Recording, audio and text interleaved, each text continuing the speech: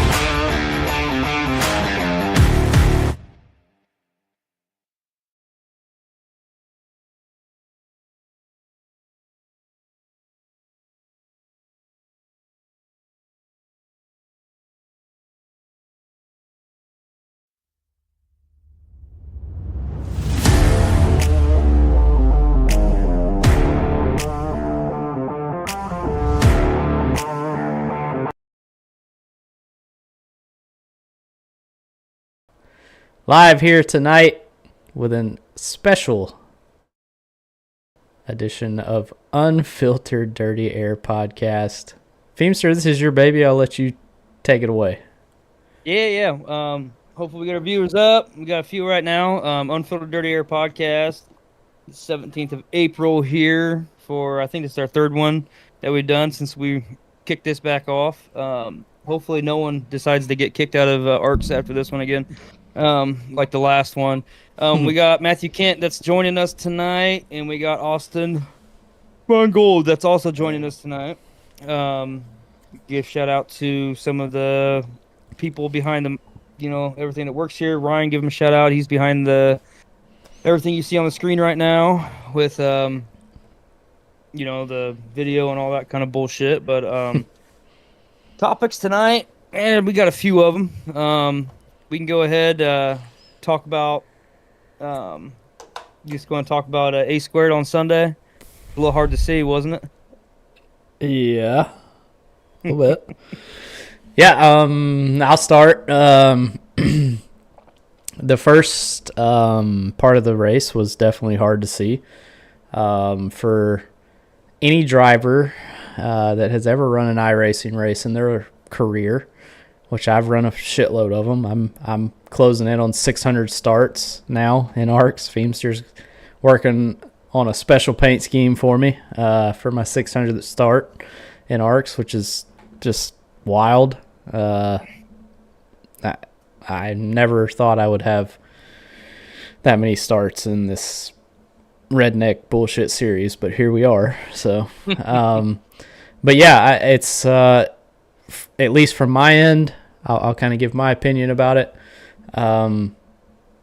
When you are a race car driver, a fake race car driver, you run around these tracks. The first thing that you do when you check up and when a wreck is happening is when you see smoke. Yep. I started in 30th, 29th, 30th, something like that. I was in the back. I can't qualify these cars to save my life. I'll be the first to tell you, you couldn't see the smoke. You couldn't see the smoke because the fog was the same color as the smoke. So I know that first wreck that came out where it felt like the entire field was in it. I don't know, but I could not see the smoke at all.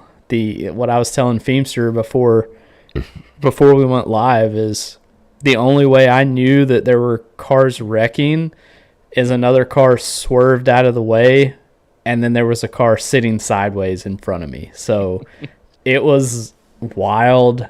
But I mean, it's what we were dealt with. We had to deal with it. I mean, it was definitely a slower wreck than the lap 11 wreck that happened. It was a slow motion crawl into turn 3 when the lap 1 wreck.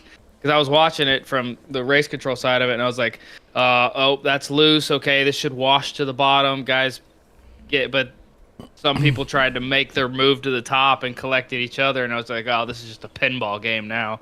There's just too many people coming in since the 6th place driver is the one. You still got 30 cars coming. Yeah, and from my end of things too, and I kind of talked to Feem a little bit about this. With how I had my brake bias set, because you're trying to, when you do kind of hit the brakes or do a trail brake into the corner, you want it to be able to turn your car. So when you get to a point where you can't really see anything, and then there's cars literally stopped in front of you, when you hit the brakes, the front tires just lock up. And I mean, the cars don't stop very well to begin with, but you add that factor into it, and I would hit the brakes, and I mean, I was doing everything I could to stop, and the car just would not stop. It's just how you have it set up to be in a race condition versus, if I knew that I was going to be slamming on brakes to avoid cars crashing, then maybe I would have put the brake bias all the way to the front, but that's not what it's not what I was expecting in race setup. So it was definitely interesting for sure. I mean, it was different. Austin, what'd you think? I mean, it was tough for all of us drivers out there. I checked up for that lap 1 wreck and immediately got ran over, and then 20 other people behind me piled in. Yeah. Sounds about right. sounds like Sunday night. At least lap 1 for Sunday night, after we had instructed all of the drivers, hey, underdrive the car until you get comfortable. And lap one person overdrives it, and everyone overreacted to the overdrive. And I was like, oh well, that lasted a whole half lap. We're gonna have to reset. Yeah, I fucking saw the dude like swerving Irvin down there in the bottom. I was like, all right, I'm gonna check up, and then somebody ran me the fuck over, and then 20 other people decided to do the same exact thing and just run me over. Yeah. Like, all right. Yeah, I don't mean the first caution that came out, I'll be completely honest, I ran people over because I don't think anybody expected, and I still don't know. I mean, I'd have to talk to Dale Jr. on how the fog affects the racing surface, but I swear there was damn moisture on the track because the damn brakes. I mean, these next gen cars, they don't stop good to start with, but they usually stop okay if you see a crash and you hit the brakes. But I swear, I was hitting the brakes and the damn thing would just lock up and it would not stop. I mean, it would not slow down. And after the first, 2 or 3 wrecks, of course I had like 4 minutes of optional repairs after lap 1. So I kind of just committed to, okay, I'm going to stay the hell out of the way of all this shit. And it helped me a little bit because I could slow down a little bit. But yeah, I think those first couple cautions, I think everyone had kind of a rude awakening of like, oh shit, these things, not only can we not see, so we have no idea when everyone's wrecking, but we also can't stop. So when we do realize that they're wrecking, it's too damn late. But we figured it out, eventually. Some more than others. Yeah. As the race went on, like I noticed, so the early wrecks were cars screwing up on exit, overdriving, smashing wall, and then collecting others. And as the race went on, the wrecks were either on entry of corner, which was just different people like taking the corner differently, whether they slowed up early or they attacked the middle of the corner, or they were wrecks getting off of the corner but on the straightaway where the tail would like fishtail out and they'd right hook it, right front it into the wall. Like I think Donald Ray did that on one, and that was further into the race. So people actually figured out like, oh, I can't kill myself off of turn 2 and 4. But then the focus was lost on the sandwich side of that. And coming off the pit road. Well, that one, you can't predict that one. Like I don't think anyone knows that bump does that to those cars. And I feel bad for Proudfoot because he had such a good car and caught a couple bad luck breaks in a matter of about 3 laps. That wreck screwed me too. That ruined my race. Yeah, the race was getting real good because we were going into that pit cycle, and there were some early committers to the pit cycle, and there were some people that were still staying out. And the weird thing is that Proudfoot hit the leader coming off pit road, so it then threw another barb into it and took a couple people out. I mean, basically 3 of the top 5 got taken out with, I think it was Proudfoot, Gaiman, and Donald Ray all got hit up in that wreck. I was about to pit, and then that happened, and Gaiman drove straight into him, and then I fucking followed him. Yeah, it was. Yeah, I don't want to talk about wrecks in that race. Well, we'll clear the air of the dirty air. It was foggy. It was not an intentional act, even though comments were like, what are you doing? Why are you trying to make this so hard? I was like, this is the predictive Tempest system forecast that was generated by iRacing. When I click it once, I look at it, and I was like, okay. The cloud cover for the 24-hour period went from 0 to 100%, so which meant there was a clear area sometime in the 24 hours. There was a full overcast sky. When we got to the race, it was actually 50% cloud cover. The problem was the Tempest system, when it gets to 95% humidity or higher, it automatically puts this like marine layer just above the track. It's not on the track per se, because I don't have allow fog on. It's just above the track, like ready to descend onto the track. And you can I actually looked at it, and it was like though it said the clouds are rising, so basically like the heat is pushing the clouds back up, but because it was so muggy in that simulation, that marine layer would just kind of pass through, so the clouds were really low to the ground, and that's why it cleared up a little bit. Sun popped out at one point, and then another cloud came flying by, and I was like, well, I can see. Oh, I can't see. 5 minutes later, it's like, all right, that marine layer's back, but because of the way Dover is so pushed into the ground, the corners get fogged up because they're banked up, and then the bottom you could actually see a little bit. Yeah. So this week I've been looking at the system, and if our stuff generates to 95% or 100% humidity, I regenerate to make sure we stay below that, and we can have that marine layer up there, but not so close to the ground with the 100% that we ended up with. But yeah, I saw that in practice, and I was like, oh, it'll clear up. It's early in the day. It's like a 10 a.m. practice. I was like, by 2 p.m. in the afternoon, that should all burn off. Nah, that humidity stuck around. I was like, uh-oh, this is going to be interesting. And it was. Yeah. It was fun. Oh, I got a question. So I went to the penalty report, right? Yeah, I deserve my penalty. I ain't fighting that. I got loose, and I wrecked my teammate and my other teammate. But who drives the 76? That's Kenneth Chaney. Okay. Ryan, did you get wrecked by him? Nope. I thought that was you. So he got fresh. It was the craziest thing in the world. He got like fresh tires, right? He went flying by me and David Wright, like split us 3 wide, and literally passed like 6 or 7 people. And I could have swore he like blinked, and then a wreck happened like right in front of me. But I didn't see anything with that on the penalty reports. I didn't know what happened at that moment in time, or if it even got caught or not. He was involved in only one of the incidents, and it got overturned as a no fault. That's what I figured. That's what it was. That was the point I was talking about. Yeah, him and Mike LaJoy had an incident, and we originally put it on LaJoy for the late entry, but when he appealed, he put up a good case about blocking, and he just squeezed him down, and they both ran out of room, and eventually caused the caution. So the appeal went through. It was voted I think like 4-1 to overturn it, eliminate the penalty, and mark it as a no fault. But yeah, I don't remember. I think Chaney was collected in a later wreck, but I don't think he was the cause of it. Yeah, I think that what you're talking about with him and LaJoy is the one I was thinking about, because most of us were on old tires at that point in time, I believe.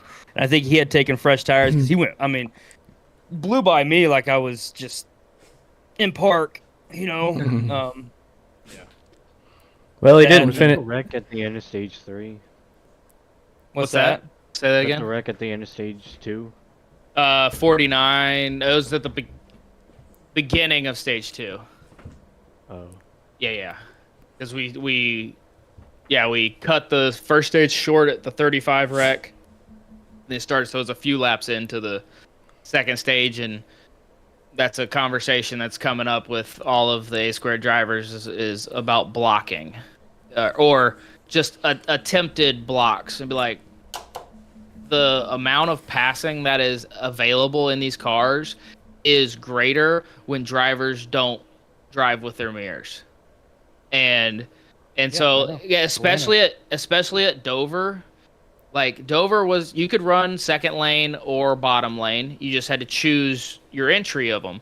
And of the wrecks we saw, and 3 of them were appealed incidents that came out as no faults, were all ones where the top driver could have run the second lane perfectly fine. The bottom driver could have made his move and held the bottom lane better. But a lot of times it was the top guy would come off the wall just a little bit, like a half lane block, not fully committed to running the low, but just wanting to protect their position. I'm like, look, if you let that guy take the run and overshoot the corner, all you do is cross over and you start all over again. You don't lose the position and you save your tires. He blows up his right front, and he keeps falling back because he can't keep doing that. But we continually see people protect positions, like position 17 on lap 40 of 200, and I'm like, why? Just let him go. Like, enjoy the passing. You guys everyone says we enjoy racing side by side. It's like, well, then let them get next to you if you enjoy racing side by side. Don't use your rear bumper and your mirror as your primary tool in the race. Use the racetrack. I'll tell you who I won't let next beside me ever again in a race. All right, because I was actually like giving the spot up. I was running the high line, and I was just early in stage 2, and Alyssa's netcode literally trashed my entire fucking race for like the second time this year. I've been hit by her netcode. Yeah. I feel terrible about that because I got the netcode hit me into the wall, and as soon as I smacked the wall, and literally my right front and my right rear toes both like completely broke, and I was starting to drift back down the track. I'm sitting there turning my wheel as far right as I can, and the motherfucker's just going left, right? Yep. So I go all the way down, I hit the inside wall, and I'm like, okay, I'm just going to try to keep it on the inside wall, and then my car starts drifting back to the right, and I'm trying to turn it back to the left. It won't turn, and I ran straight into the freaking water barrels, had to tow back to pit lane, 2 minutes for tow, and I go 3 laps down. That was my race. A very just iRacing. Well, and that's another one where like side draft and things like that and side by side racing. It's like we know who the latency problem people are. I do know. And so like if they are from Europe, they probably got a latency problem, right? So I mean, and every now and then Seth will have his blink problems, and it kind of passes through the field a little bit. We don't really have a bad one anymore, like how we had like with Ryan or Belleville in the past, until they got their stuff kind of fixed up. But that was the worst I had seen, where you could see it was just like someone put a foam block of about 3 feet in between the 18 and the 21, and it just like stopped them, and then all of a sudden Feemster's car was just like, I'm gonna go this way. Yeah, I just get it, all of a sudden it felt like I got a 4X.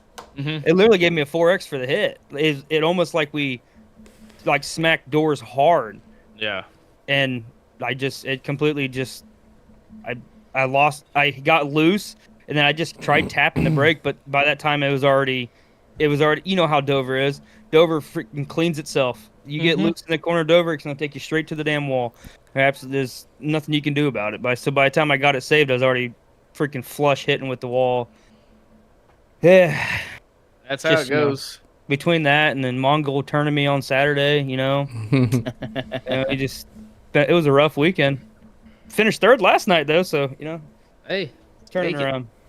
Take it. Well, I mean, we all know one incident that was not netcode. It was about a day late and 2 breaks short, and I think Ryan's got.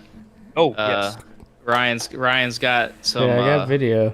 Let's see here. Footage of what we're talking about, and we'll go through the explanation we got. Yeah, new feature here for Unfiltered. First time trying. Yeah, first time. We'll see what we got here, but y'all take a look here. This is the 45 car of Patrick Allen Jr. We'll take a look after this video ends, but let's see if I can get this thing to work here real quick. Here it is, a 45 car. In the fog of Dover. Car's wrecking in front of him, and just, poor Cheeseburger. Poor Cheeseburger just gets destroyed by the Coca-Cola Zero car. Oh! Is that David Wright that came and got him? I think David Wright David was getting help from his backside too a little bit. Oh, Jesus. But the funny thing is, new feature, videos work. So in this was the biggest penalty we had to give out, and there was a unanimous admin vote, 5-0, and the 45 car had his driving eligibility revoked for the rest of the season for that move. He came in, he was not happy about it, which is, what he should be. He should not be happy about getting pulled from the roster. But the explanations we got were not helping his case. The car doesn't stop, okay, but the other 4 cars you passed were all stopping and weren't going to hit anything, so debunked. It was too foggy, couldn't see. Okay, well, the other 4 cars could see, and they were ahead of you. And the cars behind you, they slowed down. I didn't hit him that hard. He was doing 80 miles an hour. You were doing 122.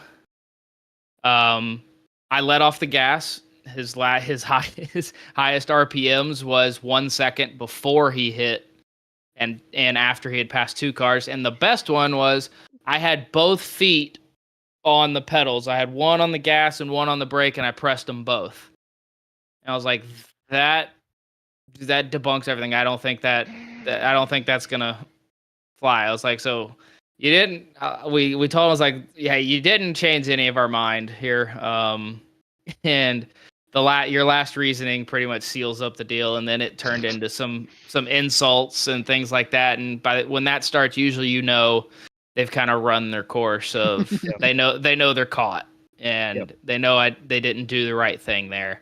Or if he would have came in and been apologetic, it might have turned another way. Might have been a couple race suspension or something like that. But he came in with a different mind, a different attitude, and the unanimous decision held after his attempted appeal. And so the 45, you won't see the 45 car with that driver on the track the rest of the 24 season. Can we do that for a couple others? Well, we need probable cause, and it has to be unanimous. Unanimous is tough to get. I mean, I don't think we've had. That's probably going to be the only one this season. I mean, we've had some of the appeals have been unanimous because of good information and good appeals, but most of the appeals are actually like 3-2, 4-1. Like there's a little bit of give and take. And that's why we built the system the way we did, was to, one, keep the drivers accountable, but give them a little leeway with the app faults and things like that, but not enough to, completely choke them off. But then also be able to question the process and have that appeal and have it all in writing too. We do it in appeal groups now. We don't do it in voice chat. So now you're able to type your response and get what you need out. You're able to submit visual evidence and things like that. And then the admins submit their judgment and their vote, and you go from there. It's quick. It's pretty efficient now. I think I'd speak for that A2 admins, and that it just eliminates us being like, hey, need you on Discord at 7. Like, I know you got things going on, family. It's like, no, you have 48 hours to write your appeal in and the judgment to come down. And if it doesn't get done by the end of Tuesday, then the penalty holds, or we make a separate decision. But I think, Ryan, am I speaking out of turn on that with how the rest of the admins feel? No, it works good for me because I know, Sundays, especially for me, I mean, staying up late. I mean, I told all the drivers, please don't make me stay up till midnight, and y'all fucking made me stay up till midnight anyway, so thank y'all for that. Appreciate it. But yeah, I mean, after staying up, all night Sunday night, and then, having to think about, now I got to meet this person on Monday at 7 or Tuesday at, 7:30. It's so much easier to just do it in the chat, see the videos, let the driver, submit their own pictures, their own video of like, hey, and I feel like it's been successful. We've had some overturned where in the heat of the moment, obviously, me, Kerr, Tom Sears, Seth, we're all in the race. So obviously we can't see anything. I mean, unless it happens right around us, we have no idea what's going on.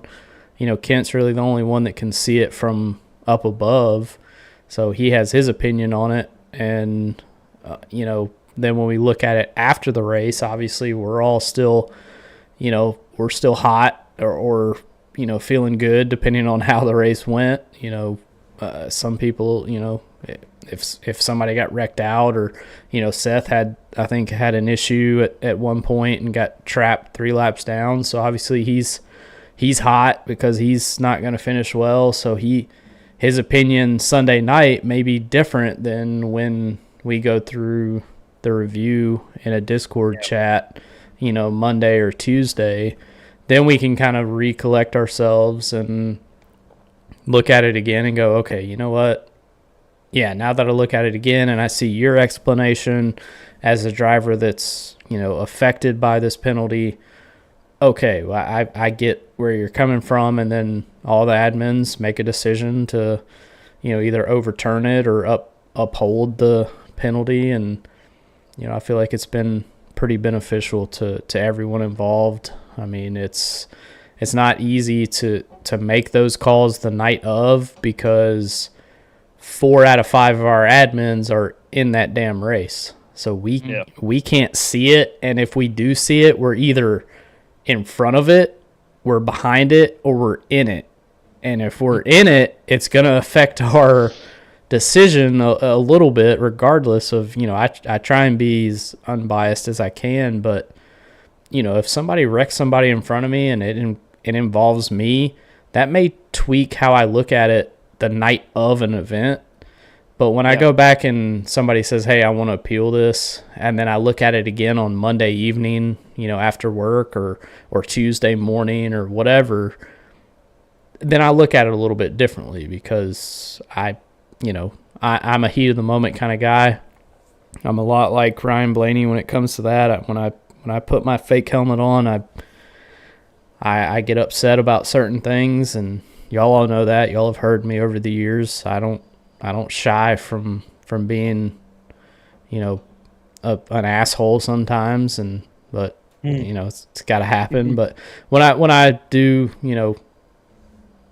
look at it the next day or whether it be 2 days later, then I can kind of look at it from, okay, now I'm the owner. Now I'm the CEO. I'm looking at it from a different perspective. So I think it helps everyone involved in the penalty system. The L12 car is still 0 for 0 so far. Yeah. So we'll try and keep it going. So from race control perspective to the drivers, mainly Feemster, Mongold, I think one or both of y'all have been through the system once, I think. What do you think of, one, the at-faults, and then the ability to appeal, and then that process that has now taken place? Yeah, I mean, I didn't get pulled into the hauler this week, but last week, 2 weeks ago, whenever that was, I really didn't get to see the incident at that point. So I'm the one that called it out. I was like, hey, can we look at this, kind of thing, because I felt like it was a late block. It was a late block, but you can't. I mean, racing's racing at that point in time, at that certain situation of it. I mean, the process is what it is. I had to change my way. I went into a hauler situation like a little hot for TNT the other day, and I was like, as soon as I got out of there, he's like, got to approach the shit a little bit differently. And I understand that now, but like the processing of it, you go through it. We go through it step by step. It is what it is. Yes, I was at fault for it. Blah blah blah. But I mean, I don't have any problems with it. With all that shit. Do you feel I found that going away, you have the hauler meeting, of the stuff that is needs to be taken care of right then and there. This can't happen. You get to the hauler. We need to talk about this now. Versus let us get the penalty report out there. That way we've made our original judgment, and you have simmered down for an hour or two. Yep. And then we're going to take the vocal side out of it. So you kind of eliminate the emotional ploys that get thrown in there. And if you're willing to type your emotion into it, then we know how heated you are. If you're willing to type an F word every other word in a sentence, you're either trying to, fight your own fault, or you are really ticked off at something that is going on. And that's a lot easier to see, but it's also not as demeaning to the people that are sitting and listening to the emotion, trying to pick out where the facts are, what is the case. And so with it in writing, it makes it a lot easier, because look, you're writing your facts in, this happened, I did this and this is why I believe I'm not at fault. And then the admins take the same look and write out the same style description, or agree with the description that was given, and make their judgment. It simplified, it individualized the process, versus having voices promote an idea or a viewpoint. Like, nope, everyone's sitting and looking at the same clip that's been provided of the incident. Make your judgment in the sanity of your own space. It's also better than having 8 other people that are sitting in the holler waiting for their chance to, you know what I mean? It's just that your guys' night's already long enough, and they go through 8 different conversations of who fucked up. I also don't ever want to I don't want drivers to feel like they're shied away from the hauler, because trust me, I'm the first one that some nights I need the hauler immediately, and that's the best thing. Dustin Painter was the one that kind of came up with that idea. I know it came a little bit from OG. They have the same thing. They have a hauler over there where you go after the race, and that's, we need that to an extent, especially with certain people, like, for me or for Feem or even Mongold, we aren't. I know me personally, I'm not known for dirty driving. I give room, I give space. I am very respectful on track. And by God, if somebody does me wrong, you best damn believe you're going to hear from me in the hauler. And so I don't want any driver to think that we're, discouraging that. I mean, we want that to be there so that you can, after the race, go in there, voice your displeasure with whatever driver you have that displeasure with, and then leave it at that. Don't carry it out, which I am one of the worst about it. I mean, I've had a 2-year feud with the 27 car, so I've been there, but it does help. It helps to get that driver in there and be like, and luckily, Kent and Kerr helps out too with that, just showing like the incident that we're talking about, and both drivers can kind of look at it. Because again, when you're in the car, sometimes you think that you're not in the wrong until you look at it on replay, and you're like, oh fuck, you know what? Shit. Yeah. That might have been on me a little bit there. Let me back up my. Let me back up my. I should have kept my mouth shut. Yeah, that's something that when we started this season, it was like a step process. Like, hey, all right, we're gonna show the video. No one's gonna talk. Yeah. No one's gonna talk. We're just gonna watch it from start to finish. I might show you a couple different angles, and then we'll give the complainant their floor. And if they just come in and are just like they're not prosecuting the incident, they're just prosecuting the person, then we're like, okay, we're gonna move. You got all your emotion out. Okay, the incident report will go up, and then whoever is at fault, we can come back to it. We're not just gonna sit here for 15 minutes and throw insult barbs back at each other that are probably gonna extend past the day, and now you have a torn relationship further on. I was like, let's get it toned back just a hair. Get it off your chest and be like, all right, we're good. Someone's getting a penalty here. All right, you guys will find out when the penalty report comes out. Thank you for coming in. You'll be like, all right, thanks for letting me scream and yell for about 20 seconds. And be like, no problem. We're gonna get after it now. Yeah, luckily I don't think I've had any. I don't remember, to be honest, because usually by the time the race is over, I'm so fucking wasted that I don't remember if I yelled at anybody or not. But I don't think I had one this year. I don't think I've really yelled at anyone this year yet, other than the just overall group of just, we got to do better. But I mean, clean up a few things. Yeah. Yeah, we really haven't had a pissing match in the hauler this year, where it was just like where it's I think it's a product of the system that we built in the off season. Of look, you get some freebies. There's gonna be some mistakes, and we're gonna show you everything that's going on under the hood with the admins. Of like, here's why we made our decision. Here's the penalty that's being assessed, and you have an opportunity to rebut that, versus trying to come in and immediately state your case, and then someone comes in and states their case, and then a third party that wasn't involved wants to state their case. I'm like, let's just take that whole 15-minute section out and then we'll find a 5-panel at fault system where look, 3 of 5 has to. Yeah, that was so weird right there. Yeah. Cattail. I thought his screensaver turned on. But yeah, it's what do you guys think? Like, so I haven't been able to talk face to face with a lot of. There's been a few voice conversations and about the at faults, and are we giving too many out? Are we not giving enough? Is there too much leniency? Is it too strict? Are the penalties gonna affect? And I think it's given us a positive so far. Now, when people start racking up their 5th one up and get up in there, it also gives us some data to show, okay, these are problem people. The data shows you caused a caution 10 times this year, and that's why you got suspended. Like, the proof's in the pudding type deal. What do y'all think about the system now that I can talk to y'all face to face a little bit? I mean, I'll go first. Me personally, I mean, I think it's good. I think that if I would make one change, I would think that maybe next year, I think you don't split it between at fault cautions, which I know it's hard that's hard because we have at fault cautions and then we have, the at fault incidents, which are 2 different things.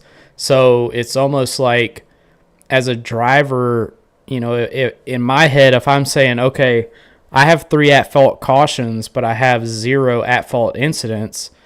So I know I can go in here and just run this, let's say that Brandon Fetterplace is in front of me. I know he is a talented race car driver.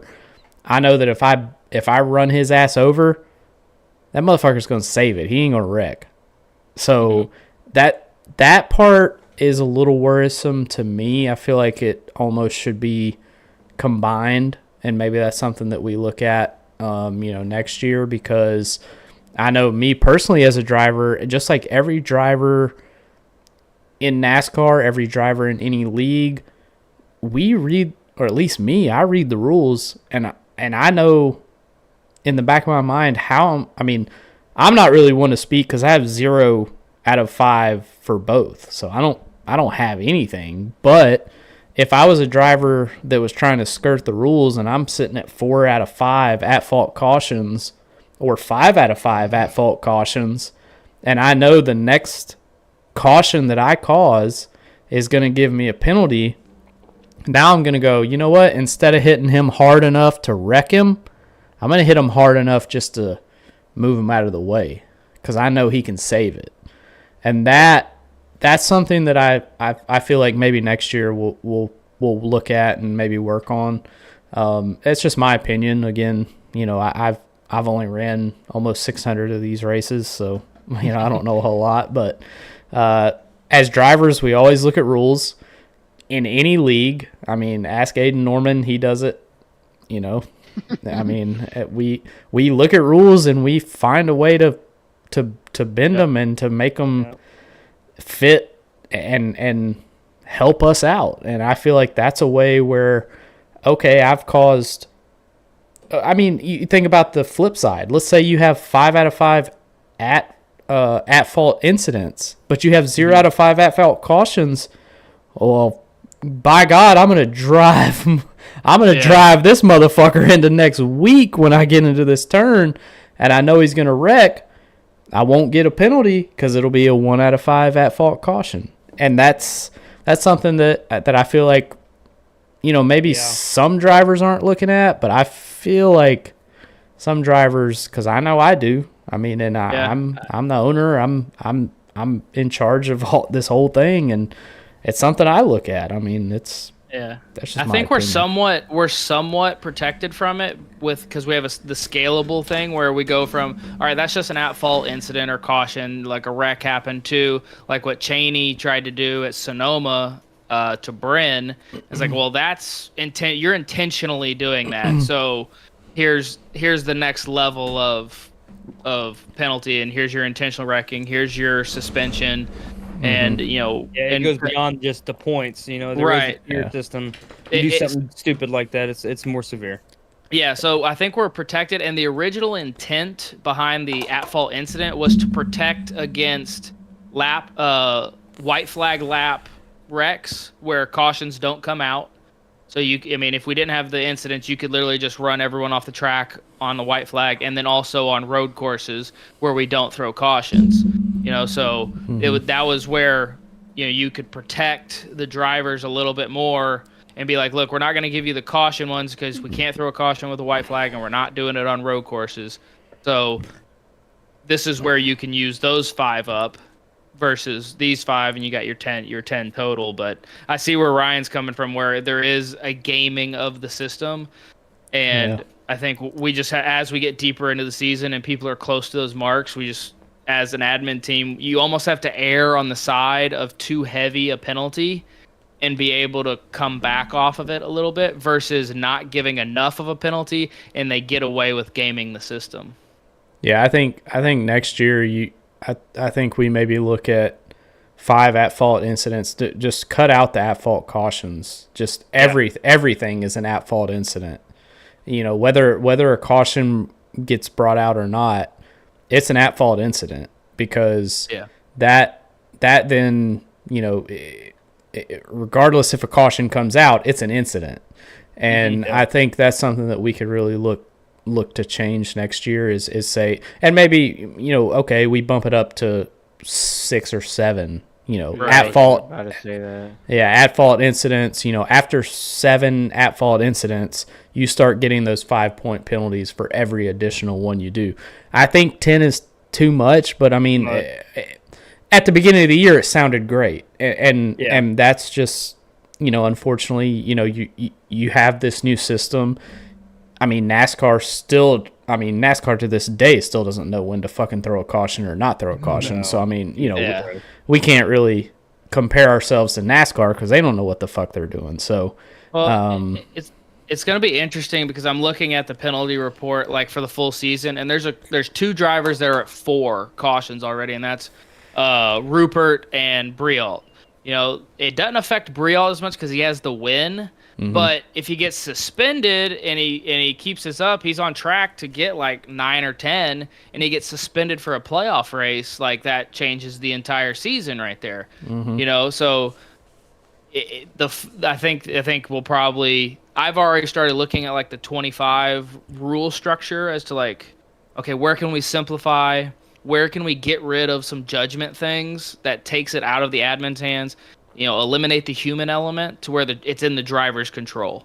If you make a mistake, it's the driver's fault. It's not the admin's call to make those mistakes. And I listened to like Briley's Behind the Driver, episode, and he was talking about like, why are we giving 10-point penalties for messed up banners or some of those other things. I was like, you got a point. Do we need the branding and promoting on every car that's barely eligible or legible to see on broadcast if the broadcast is going to have it massive on the screen already? And that eliminates one thing from the admins having to look over and be like, why do you have the green banner on, not the American flag banner? Like, let's get that changed. Like it eliminates some of that animosity between driver and admin.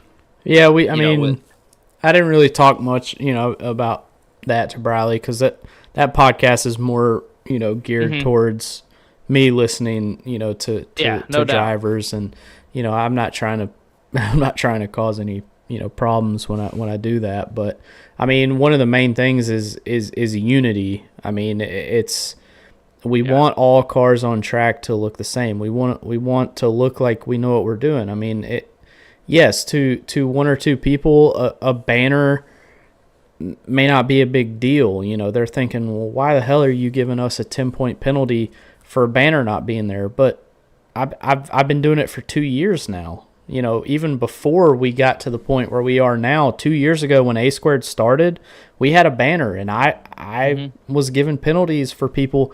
It's just a presentation thing. It's every other league that is a serious league that runs, whether it's HTL or, whoever, they all require you to run that banner, and it's just because we have sponsors that help promote us, that help pay for the sessions, help pay for, payouts and prizes.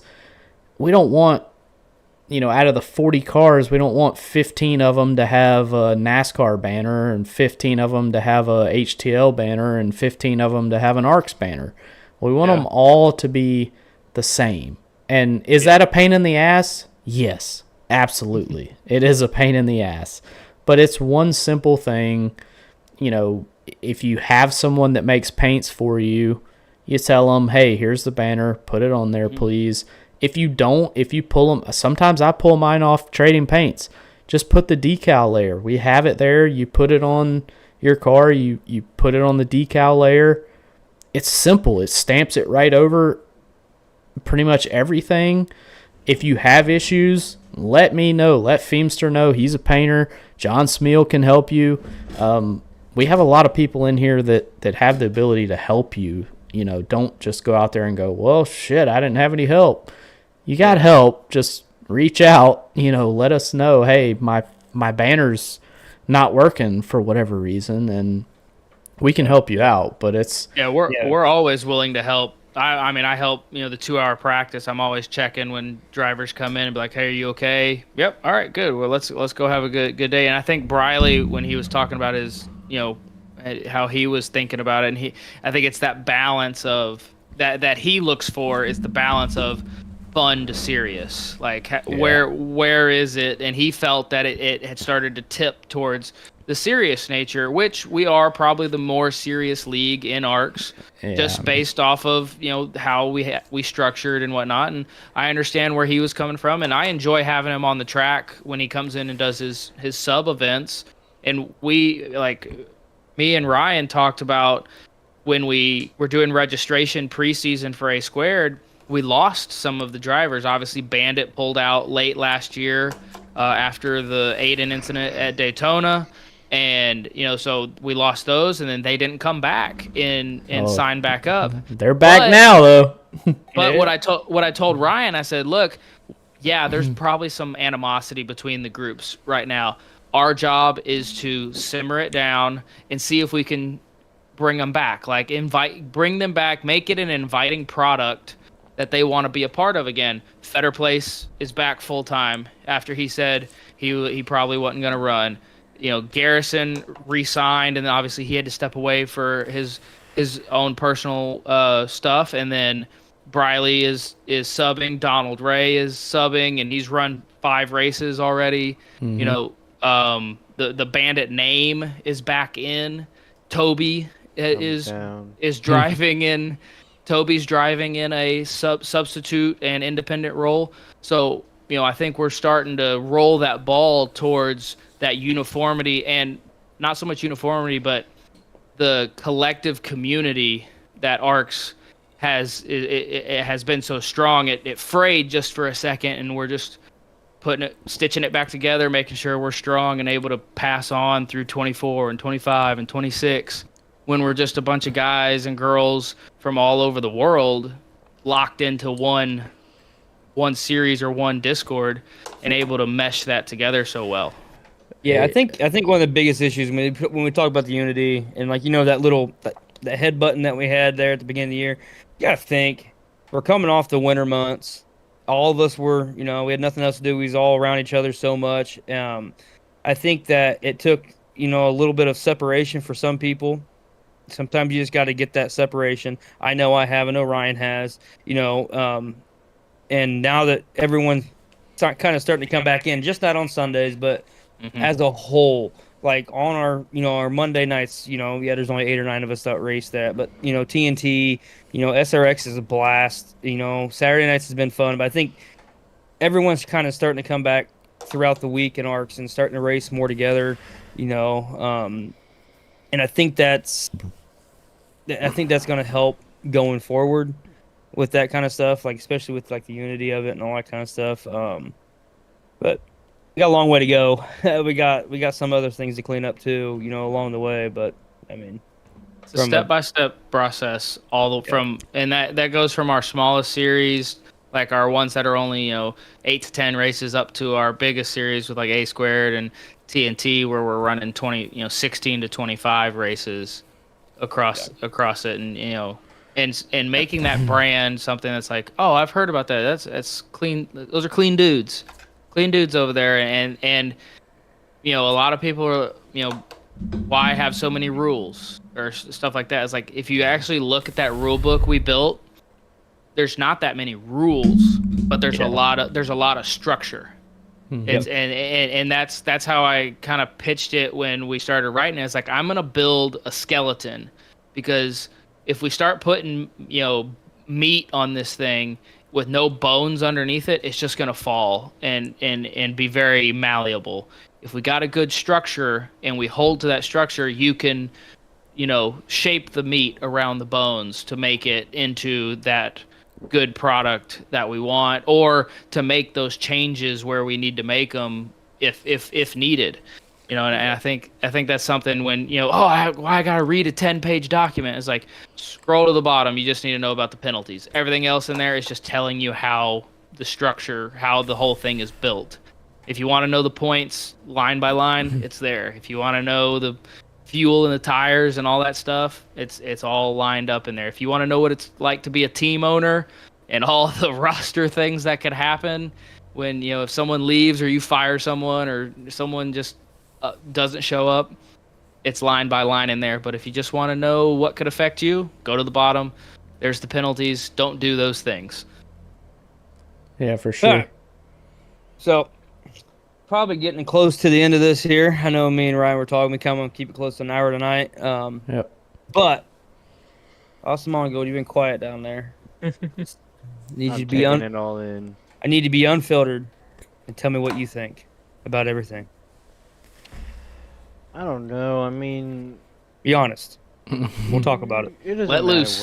where you go. There's gonna be people that take that shit too serious, and it's just like, it's not that big of a deal at the end of the day. I mean, the only thing that really matters is if you enjoy yourself. Where the people that take it too serious never get to enjoy themselves, because it's all about win, win, win, win, win. And then all their focus is their tunnel vision on winning. It's just like, oh, that was fun. I may not have won, but I had a really good time. It's just like, that's all it really boils down to at the end of the day. I mean, yeah, I getting frustrated every so often, because it's like, oh, I had a good car. I feel like I could have won. I mean, shit. I feel like I could have won, but I got screwed because of this, or got wrecked, but it's whatever. It's like, me? I mean, I could get mad about fucking A Squared all the time. It's just like, after about 20 minutes after the race, it doesn't matter to me anymore. Yeah. It takes me a little long. It takes me a little longer than that, but yeah, I feel like you said, he had a feud with 27 car for 2 years, and I mean a feud. I mean, yeah, he's seen a 27, a number 27 in a book. Fuck 27. I mean, the 27. The guy that drives that shit, I'm not surprised. Yeah, check. I think the 27 sponsors our next race. I pushed the 27. I pushed the 27 to the lead at Talladega. So I think the feud's ending. I do want to touch on one topic real quick before we kind of try and close this out. We kind of, this has kind of been an A Squared focused podcast, which is fine. There's nothing wrong with that, but. Yeah, we'll be switching that up more. Yeah, I would like to talk a little bit about the TNT debacle that happened. Kind of get y'all's opinion. The whole couple drivers that were not okay with the penalties, and then threatened to leave. And right versus Kent thing. Well, that's a different. That's different.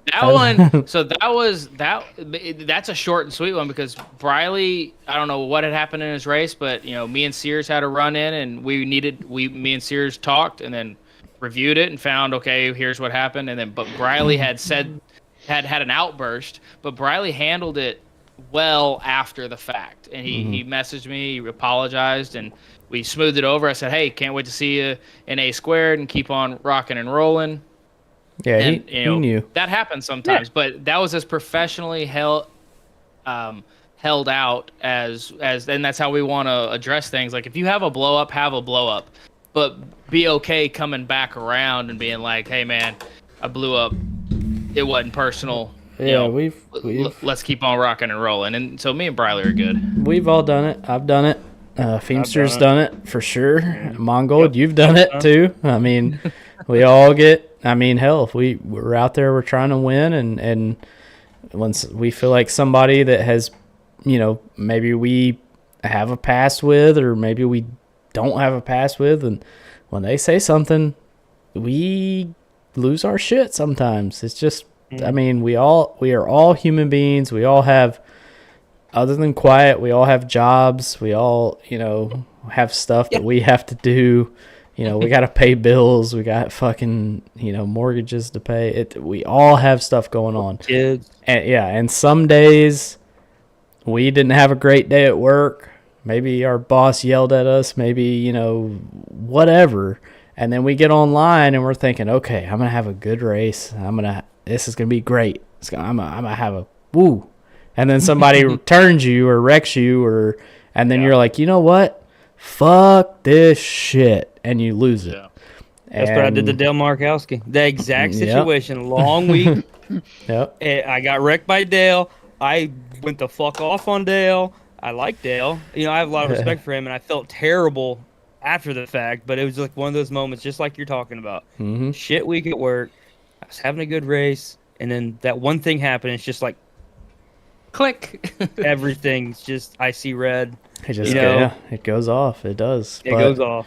Anyway, the whole thing that I was talking about is the whole, the penalty and Justin and then his comrades, and the whole thing to me was just ridiculous. I mean, first of all, you're first and second in points.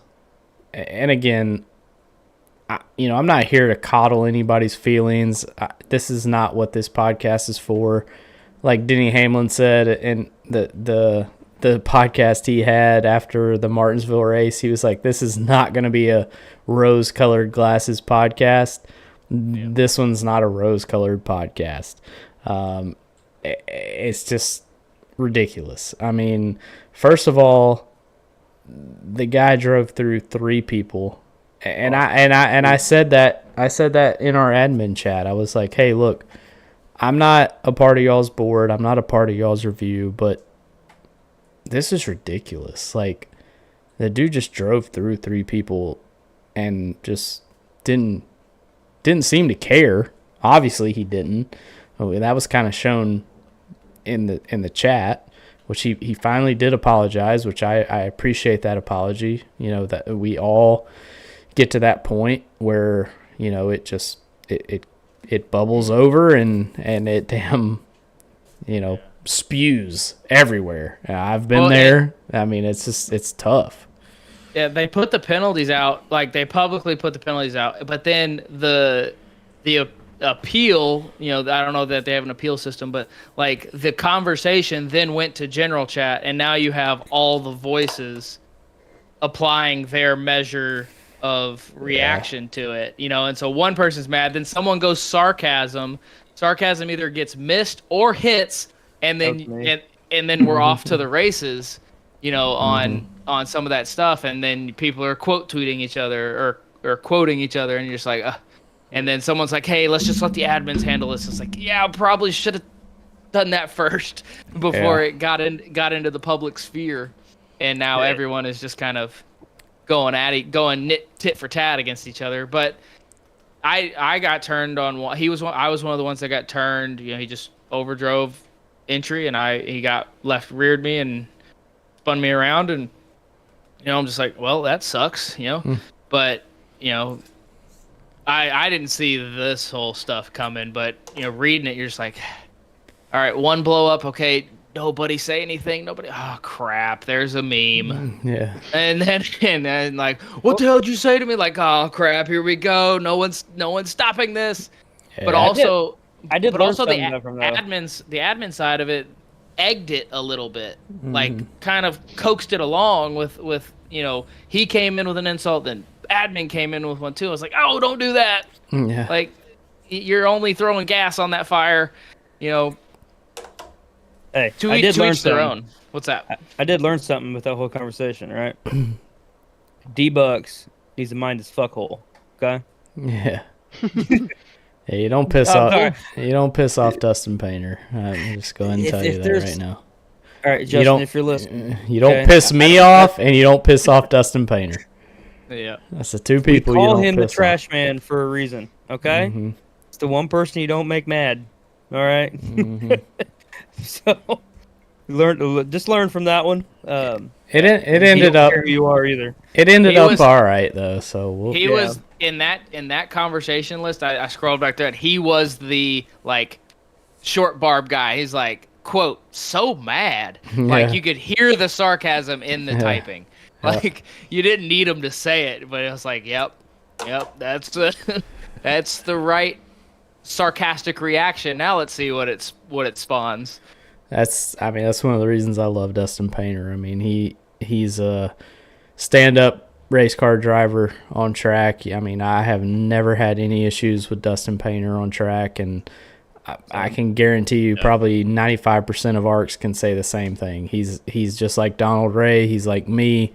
You're not going to have issues with us unless you fuck with us, then you're going to have a fucking issue, and it's going to be I may not be able to catch you, but when you lap my ass, I guarantee you ain't getting around me easy. That's for sure. And Dustin Painter's the same way, and he's one of the OGs. He's been around since day one, and I would have Dustin Painter's back with anything. So when I saw him getting upset, I knew that it was TNT again. It's a whole different clique. I mean, we all went to high school at one point, whether it was 10 years ago or 40 years ago. If you're Jacket, we all had our cliques, and we had our groups that we hung out with, and we had their backs, and TNT is that clique. They are still to this day really the only series that you have to be in that voice chat with everyone else. Every other series, SNS, A Squared, some of the laid back series like Extreme and Detour, yeah, I mean, we all stay in there because we're just having fun. But TNT is fun, but it's also very competitive. So that's one of those series where it's a little bit different because, like, even Friday night, like, yeah, they stay together, for the SRX cars. But it's kind of laid back too. But our serious series like SNS and A Squared, after the drivers' meeting's over, everybody goes to their team chats. They kind of separate. TNT's not that way. Everybody has to be in that chat, and I love it because if you run me over, I'm right there in that chat with you when you run me over. So it's almost instant. Like, what are of course you got got to be careful with the race comms and the Discord comms, but you're instantly like, what the hell are you doing? Like, come on, dude, like, you just ran me over. Thank God for push to talk. Yeah, for real. It still don't work for me. Really? No, dude, I still got to raise comms. Fucking penalty last week at TNT. Everything I have is on push to talk unless I'm doing something like this. That way, if you need to blow up, you can do it. It's like the telemarketer that's like motherfucking every other He just keeps hitting him with the bleep and doesn't say, and it bleeps out his F words. Yeah. Speaking of SNS, what's our thoughts on SNS running 3 races in a 2-month span? I hate it. Hate it. Yeah, I don't Spot- understand with like if spot there's off, scheduling- spot off, as DBC would say. Spot off, Right. spot off from me. Not only that, but 2 of the 3 races are on iRacing team events. Granted, there were smaller events, Road America and then the Nürburgring 24, but it's still like it's there in front of you, and then all of a sudden there's 7 weeks off. Like, what's going on here? I get what they're doing. I understand it. Just because we all have lives, we all like to go out on Friday and Saturday nights, and whether we go eat with the family, or if you're single you go to the bar or whatever. Yeah. But yeah, I mean, the fact that we ran last Saturday and now I have to wait 2 weeks to run again on 3 weeks, whatever it is. 3 full weeks. You race May 4th. Yeah, to race the next race. Yeah, that's wild to me, but you don't even change locations, you just change different configuration. Yeah, you time lapse. I think the reason they did it is because it's going to take them 3 weeks to repave the track before we get back there. I think that's why they did it. I don't know. But yeah, that makes sense. Checks out. I remember when they submitted they were the last ones to submit their schedule for the spring lineup, when we needed to fill out our days. Surprising. And that came out, and I looked at it, and I started inputting out, and I messaged it back. I was like, "You guys know you only race once in the month of April, and twice in the month of May. So in 8 weeks, you run 3 races." They're like, yeah, "That's just how it came out." I was like, "All right, well, you also conflict with some iRacing team events. Hopefully that doesn't draw away from the crowd," which it doesn't. I think Reynolds was the only one that participated in the Road America, and congrats to him as head of the endurance program. He finished second in his Road America 500, so that was a little badge of honor for him. I think Brialt was with him. I think Jeremy was with him as well. So they did well in that, and Nürburgring 24 is next, which is just a whole calamity monster of its own. I tried to run a lap today. I don't have a chance of memorizing that place. I won't even attempt it. You could be a rocket scientist, and I don't think you could remember all the damn turns on that fucking track. iRacing has to let you have the driving line on that, and even then it's blind because you're going up and over hills and around corners and a 2-lane track with 4 different classes on it. You need the fucking rally guy, like you see in rally racing. That guy sitting next to you, fucking jumping around, giving you fucking directions and shit. All right, turn it. Pilot. Turning left up here. I'll be like, what? Left or right? I can't remember. What'd you tell me? Yeah. But yeah, I mean, all series that we have in ARCs have their quirks and they have their good things. I mean, I still miss the trucks in ARCs. I miss the Xfinity cars in ARCs. I mean, but each admin is able to do their own thing, and we have to support them.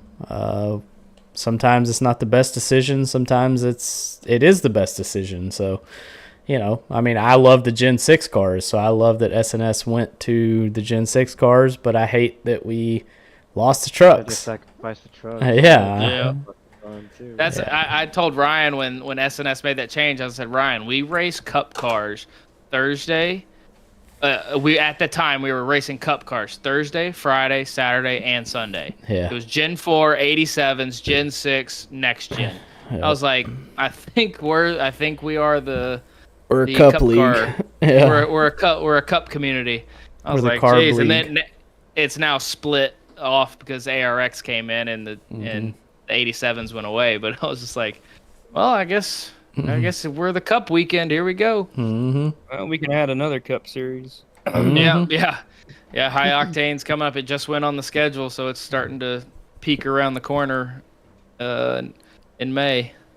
Yeah, it's gonna be a lot of fun. If no one's raced that car, holy shit, we did a series over an OAP with that, and I thought it was gonna be a disaster every single week.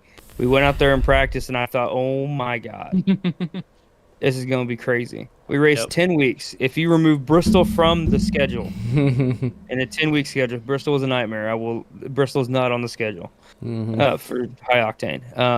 If you remove Bristol, Martinsville is, yes. But if you remove Bristol from the 10-week schedule we had over no AP, there was 6 cautions Yep. the entire season. That's good. 6. And a 850 Yeah. horsepower car. A lot I of mean, horsepower. Yeah. I mean, It's fun. you're never racing anybody. You are literally Yeah. racing. You're just the track the entire time. Mhm. It's a lot of fun. I've always said, or I thought this and said it out loud, that the harder the car is to drive, the better green flag racing you get in the sim world. Yeah. Because it forces drivers to 1, slow down, 2, control the car, and 3, you don't have time to race anyone else until you're in control, and you're only in control for about 10 laps. And you're probably not near anyone at that point. But yeah, that SS car is going to be fun. And I think as I keep learning the Tempest system with the next gen car, I can start making those cars a little harder to drive. So you have to drive the tire and not the cars. That's one of those. It sticks to the ground too good, but man, when you get it out of shape, you ain't catching it. Nope. Too much grip with that damn car. Way too much grip with that car. What Yeah. do we think Ryan's making it to next week in his bracket challenge? Oh shit, that bracket challenge is awesome. I was just looking at it. Who's even going up against? So you Joshua got- Battles. Yep, At- Battles in Pinnell, got Wansing, 32 and 25. yeah, 32 versus 25. Battles Pinnell. You have 13 versus 12. That's Wansing and Wygent. Then you have an 18 versus 7. That's Steven Oberstadt and Daniel Michelle. Then you have a 19 versus 6, which is, I think those ratings should probably flip, and that's Fetter Place and Pelletier Sharp. So that's your Elite 8. I would have beat Seth, but I got wrecked by Proud. Yeah. I think I can make it past Charlotte, but then after that, things are gonna really have You to better take a hope. turn. I think if you make it past Charlotte and Seth makes it past Wygent, you got a chance at WWT, because We'll Seth see. is known to run down the wall sometimes. Yeah, we'll see. Hey, Um, I've made it further than I thought I was gonna make it. Yeah. I'm in the 3rd round, looking to go to the 4th. Don't do that, because your bracket, you picked yourself to win. I'm pretty sure, or you picked no. third place to win against you. I picked me to go to the finals, so my bracket's looking okay right now. Yeah, I saw that and I was like, this sandbagging. Okay. I think the bottom of the bracket is the tougher, with Fetter Place and Alyssa is going to be the big battle. At Charlotte. Oberstadt, I think. Better Place is so good at Charlotte. If you haven't watched him race there, he's pretty damn good there. Yeah, if Alyssa can keep the fenders on the car and keep it under control, she's going to be in the top 10. Fighting All she has to do is inside. get close to somebody and they'll move. This is true too. Yeah. So. I think Michelle is, if it's a clean green race, I think Michelle outruns Steven. I think if there's cautions late, that one could flip. I don't know. Because the one thing about Danny Michelle, dude's always fast. Mm-hmm. He burns his shit up. I've noticed that a lot. So if we get a long green flag stint, he's always started to come back to us, like sitting back there in 7th, 8th, and 9th. Not every race, but at a place like Charlotte, It's gonna wear out a little bit. I ran a mock run just to see what fuel looked like for our stages, and I just normal pace, no saving. I had AIs out there, so I was just moving through traffic and whatnot. And I ran 39 full laps on the tank from pit road. So obviously at the start of the race, you're probably looking at 38 laps. So that's a pit stop inside the first stage, because you're at 50 for the first stage. It's a possible pit stop. We're going 2 stages, only 2 stage cautions this week. 50, 100, and then you go all the way to 200. So that 200, the 100 to 200, you're probably going to have 2 stops in there unless you save and magically come up with, some extra things. But clutches are going to be used, and that could be the difference in some of these battles, is how far ahead, or maybe you short pit and that's your difference maker. Also, thank you to the admin group of choosing the 400 over the 600. Appreciate that, because I don't feel like you're running to 300 laps, or whatever it is. Yeah. Well, we're running Well, it's Are we still doing the 600? yeah, it's still the 600. Oh shit, it is. Damn it! It's It's long race. You fuckers. real race is 400 laps. We 50% it, so it's 200 laps. Oh, that's right. Okay. Yeah, but if we go green, we should be done in. I mean, we should be done an hour and 40. Yeah, it's not. I mean, it's not that bad. It's not too bad. Our caution-filled races have been around an hour 40. Yeah, what was last week was later. Talladega was the latest one. Yeah. I think we stretched over 2 because of the green-white checkers. Mm-hmm. And that was the driver's fault. You don't Pretty much. If you don't, can we talk about that race just for like a half second? Sure. go ahead. People, was anyone else just sitting there shaking your head when we go lap 2 and we're 4 wide and 3 wide going into turn 2? Yeah. What's the point? You guys got to get to the stage. Like you have to save gas anyways. Like what are you doing? But I know our team. I think our team was just like I'm just gonna stay right where I'm fucking at. Like I ain't gonna go. I'm in the back. I'm gonna stay in the back. Like fuck this. I ain't doing this shit. So, but that was a terrible race. I think I came over the comms and said, "Hey, you guys make this the race however you want to race it. The penalty report will reflect how you race." Yeah. Like Sure. I can't control you down there. Like I can only give you a little bit of like nudge in a direction to help you clean it up. Quit blocking. That's your only thing. Just let the run happen. Get the next one. But yeah, Talladega's been our longest race. Everything else has been fairly smooth. If we can get green, we stay green. It's just those first 7 laps usually when we're just kind of on top of each other, and as that accordion effect works back to stretch everyone out. Sonoma was probably the shortest, wasn't it? Because that was like a 45-minute race. It felt like it was short. We didn't have any cautions because other than the stage. But that's the road courses will naturally be that way. I'm trying to look at our schedule. Yeah, can you guys see this? Because this was the shot of the weekend. If you can see this, this will pop up. Can you guys read that? If we click, if I watch your stream, yeah. I'll see what happens. Why not? Oh yeah, the Mongold through the back of the one. Yeah. Yeah. Look at that shot. Just Look at that guy. Mongold, all that room to the right. Yeah. Turn. That's like after the wreck has already happened. Yeah. I had to give you some shit. That's funny. All right, let's close this thing out. So we're already 20 minutes over what I said I would do, so let's close this thing out. I told you were walking out on that limb with your girlfriend. It was just a matter of time when it snapped. Yeah, I know.